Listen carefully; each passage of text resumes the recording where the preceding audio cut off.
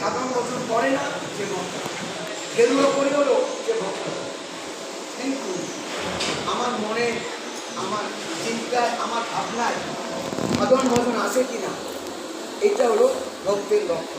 কি করলাম, কি খেলাম, কি খেলাম না, এটার উপর নির্ভর করে। তাই আমাদের ভক্তি শাস্ত্রে রয়েছে, সেরকম একটা কথা মৃত্যু আছে, সুন্দর কথা, যে ভক্ত ভক্তি তিন প্রকার। প্রথম হলো বৈদিক ভক্তি, তারপরে রাগানুরাগ ভক্তি, তারপরে প্রেমাভক্তি। আবার বলছি, প্রথম হলো বৈদিক ভক্তি, তারপর হলো রাগানুরাগ ভক্তি, তারপর হলো প্রেম ভক্তি।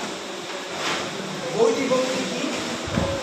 বিধির মাধ্যমে ভগবানকে ডাক। ধরুন একজন সকালে 500 জপ করে, বিকালে 500 জপ করে, বৈদিক মাধ্যমে, বিধির মাধ্যমে তার চিন্তা করছে, যে ডাকছে না, তার বৈদিক ভক্তি হচ্ছে। আরেকটা বৈদিক ভক্তি আছে, যে আমি নিত্য 1 ঘন্টা পূজা করি, যে তুলসী, বেলপাতা, চাল, দুর্বা, ফল, অন্নভোগ, বিভিন্ন আইটেম দিয়ে, 5 প্রকার আইটেম দিয়ে আমি ঠাকুরের পূজা করি। এটা একটা বৈদিক ভক্তি। আরেকটা বৈদিক ভক্তি হলো যে উপবাস থাকে। ধরেন একাদশীর উপবাস, শিবরাত্রির উপবাস, জন্মাষ্টমীর উপবাস, দুর্গা পূজার উপবাস, কালী পূজার উপবাস। এই উপবাসের মাধ্যমে, উপবাস শব্দের অর্থ ভগবানের কাছাকাছি বাস হলো অবস্থান করা। যেমন ধরেন আসে কালী পুজোর উপবাস, আমরা সাধারণত সারা দিন থাকি, 24 ঘন্টা, ভোর থেকে পূজা শেষ হওয়া পর্যন্ত। 24 ঘন্টাতে আমরা পূজা করি, উপবাস থাকি।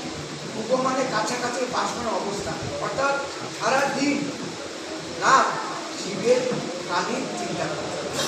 এটা বৈদিক ভক্তি। অন্যটা উপবাস। আবার কিছু আছে ব্রত। ব্রত কিরকম? যেমন ধরেন একাদশী ব্রত, সূর্য উঠলো আরেকটা সূর্য উঠা পর্যন্ত কিছু খাবো না, একাদশী ব্রত। তারপরে আছে ধরেন আমাদের অন্য অশ্বিনী ব্রত, অর্থাৎ অশ্বিন মাসে কুমারী নামে ব্রত করে, যে সকাল থেকে সারাদিন রাত উপবাস। তারপর ধরেন লক্ষ্মী পূজা। লক্ষ্মী পূজা আমরা উপবাস করতে পারি, ব্রত করতে পারি। ছোটোবেলা দেখেছি আমার মা মাসিরা ওই সারাদিন কিছু খেত না, তারপরে ভোরবেলা যখন পূর্ণিমা ছেড়ে যেত তখন কিছু গ্রহণ করত। আবার অনেক মাসিমা কাকিমাকে দেখেছি যে সকালবেলাতে উপবাস, যখন ব্রাহ্মণ এসছে, পূজা টুজা হয়ে গেছে, নিবেদন হয়ে গেছে, ওই চিকা খাচ্ছে, ওই মুড়ি খাচ্ছে, নাড়ু খাচ্ছে, যেমন অন্য যে ফল প্রসাদ খাচ্ছে। তাইলে এই উপবাস বলে আর ব্রত বলে, এগুলো সবই বৈদিক ভক্তি। আরও কী করছে, আপনি ধরেন একজনে ঠাকুরের পূজা দেন, বলছে আপনি আমরা কালী পূজা দেবো, আমার কিছু অনুদান। এটাও বৈদিক ভক্তি। বৈদিক ভক্তির মধ্যে সব কিছু রয়েছে, কোনোটা বাদ দিতে পারবেন না। আপনার নিত্য পুজোর দরকার, আপনার উপবাসও দরকার, আপনার ব্রতও দরকার, আপনার অনুদানও দরকার। কারণ অনুদান না দিলে আপনার পূর্ণ হচ্ছে না। এখানে পূজা হচ্ছে ফলাদি কিনবে, সেখানে পূজা হচ্ছে একটা প্যান্ডেল করবে, সেখানে পূজা হচ্ছে একজন ঘাটি আসবে, সেখানে পূজা হচ্ছে একজন ব্রাহ্মণ আসবে, সেখানে অর্থের প্রয়োজন আছে, অনুদানের প্রয়োজন আছে। এজন্যে সেই অনুদানটাও একটা, আমরা চাঁদা বলি না, এটা অনুদান। অথবা বৈষ্ণবের এটা বলছে মাধুকরী। আমরা ঠিক মাধুকরী বলছি না, তার কারণ হলো মাধুকরী হলে একবারে পরিব্রাজক সন্ন্যাসী, তারা হলো মাধুকরী। যে যা দেবে, সে হাত পাশ দিয়ে যে যা দেবে, 2 টাকা, 5 টাকা, 10 টাকা। কিন্তু আমরা যে রামকৃষ্ণ মঠ মিশন, আমরা আশ্রম কেন্দ্রিক সন্ন্যাসী, আমরা আশ্রম কেন্দ্রিক মনস্টিক লাইফ। আশ্রমের মাধ্যমে স্বামীজিকে একজন প্রশ্ন করেছিল যে আপনি এত ত্যাগ করে, এত বুঝে দিয়ে, এত কিছু করে, যেমন ঠাকুরেরও ত্যাগ দেখলেন, আপনি আবার বেলুড় মঠ করতে গেলেন কেন? রামকৃষ্ণ মঠ মিশন করতে গেলেন কেন? বলছে না, বনের বেদান্তকে ঘরে আনলাম। যে বনের বেদান্ত, অর্থাৎ বনের ধর্মকে যারা পরিব্রাজক সন্ন্যাসী, তারা ওইখানে করে, মাধুকরী করে, করতে যা হলে হলো, না হলে না। এটাকে হলো অজগর দিক, মানে আসলে আসলো, না আসলে না। ছুটে আসে। তার আশ্রম কেন্দ্রিক এজন্য যে ওই বেদান্তর ভাবটা, ওই ধর্মীয় ভাবটা সমাজের মধ্যে প্রচারের জন্য স্বামী বিবেকানন্দ আবার মঠ মিশন। তাই এই মঠ মিশনের আমাদের অংশগ্রহণের জন্য আপনার বৌদ্ধিক ভক্তির মধ্যে যে বর্তমানে আজকে কথা বলবো, বৌদ্ধিক ভক্তি অংশগ্রহণ অবশ্যই সবাই। যারা বৌদ্ধিক ভক্তি করে পাকা হয়েছে তাদের আসবে অনুরাগ। যে অনুরাগ ভক্তির কথা চাকরি করবো একটু আগে বলবেন যে প্রত্যেক শুক্রবারে আমার যেতে হবে। তারপরে একটু বলেছিলাম অনুমানের কাছাকাছি, রাগ মানে আকর্ষণ। তার কাছে যাওয়ার জন্য, তাকে তার প্রার্থনা করার জন্য, তার এখানে উপস্থিত থাকার জন্য মন আটুপাটু করবে। এটা হলো অনুরাগ ভক্তি। যেমন আপনারা জানেন যারা ভাগবত করেছেন, শ্রীকৃষ্ণের জীবনে শ্রীমতী রাধিকা যদি একদিন ভগবান শ্রীকৃষ্ণকে দর্শন করতে না পারতেন তিনি কান্না করতেন। তার অনুরাগ ভক্তি এসেছে। যখন অনুরাগ ভক্তি না আসে তাহলে এটা পাকা ভক্তি আসবে, অর্থাৎ প্রেম ভক্তি আসবে না।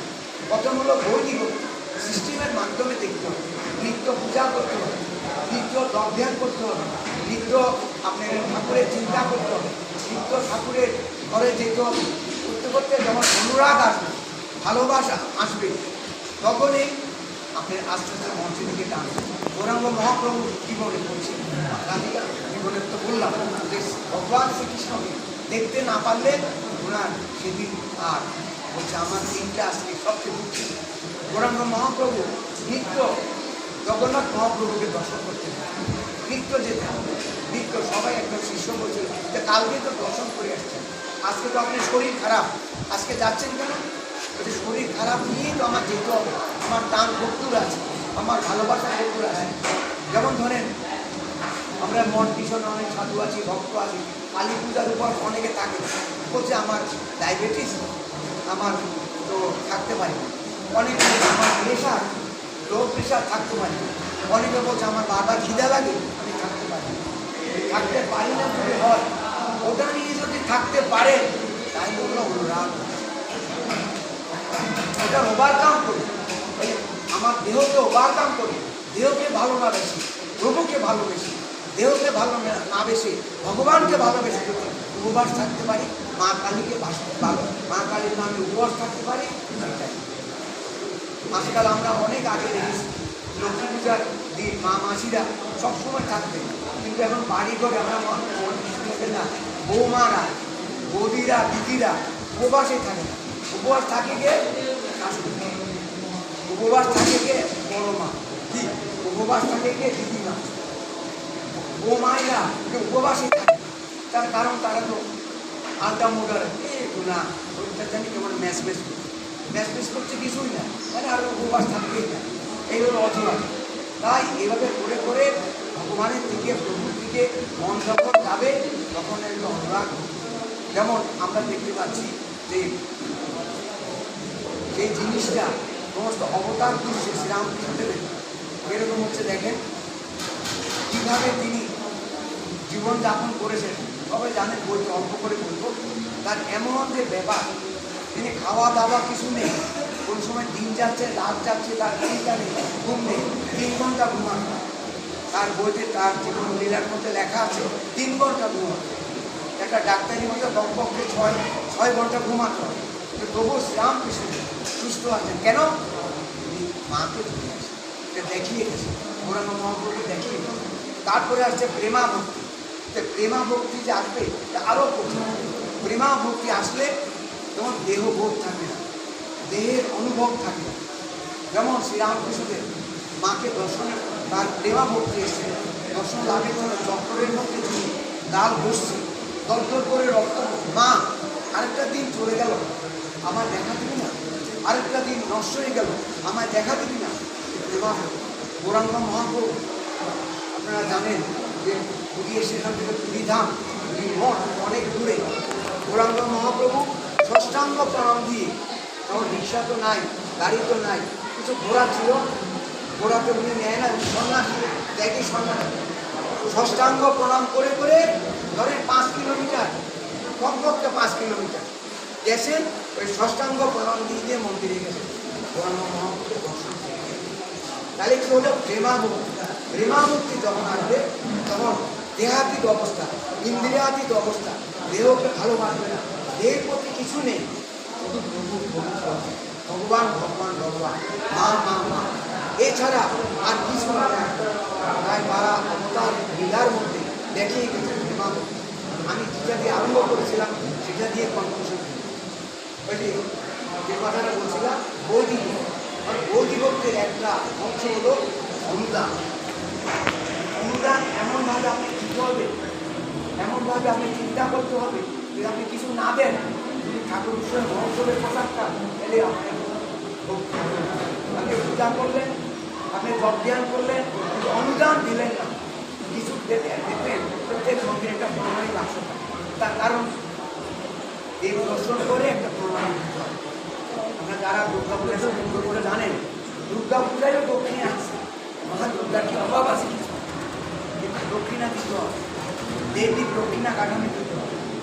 দক্ষিণা ছাড়া পূজা হয়, ব্রাহ্মণের দক্ষিণা না, মানে বিরাট দুর্গা পূজা দিতে 50 লক্ষ টাকা খরচ করতে, দক্ষিণা না হয় দুর্গা পূজা দক্ষিণা যদি না হয় তাহলে দুর্গা পূজা পূর্ণ করতে। আপনি 1 টাকা দেন, তার 5 টাকা দেন, দুর্গার নামে উৎসর্গ করে দক্ষিণা দিন। তো মা দুর্গার কিছু অভাব, দশাত্মা, কিন্তু সিস্টেম, এই জন্য প্রণয় বাক্স রাখা হয়।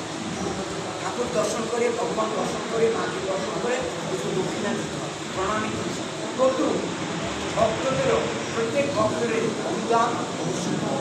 হ্যাঁ, এখন কথা হলো তার স্ট্যাটাস, তার ক্ষমতা, তারপরে কে কতটুকু আসে। এখানে অর্জনা যে আমি বৈশাখ থেকে যেতে আসবো তার আগে একটা আমাদের দীক্ষিত বসে আছি মহারাজ, আমি অনুদান অফিসে যাচ্ছি, অফিসে না আপনি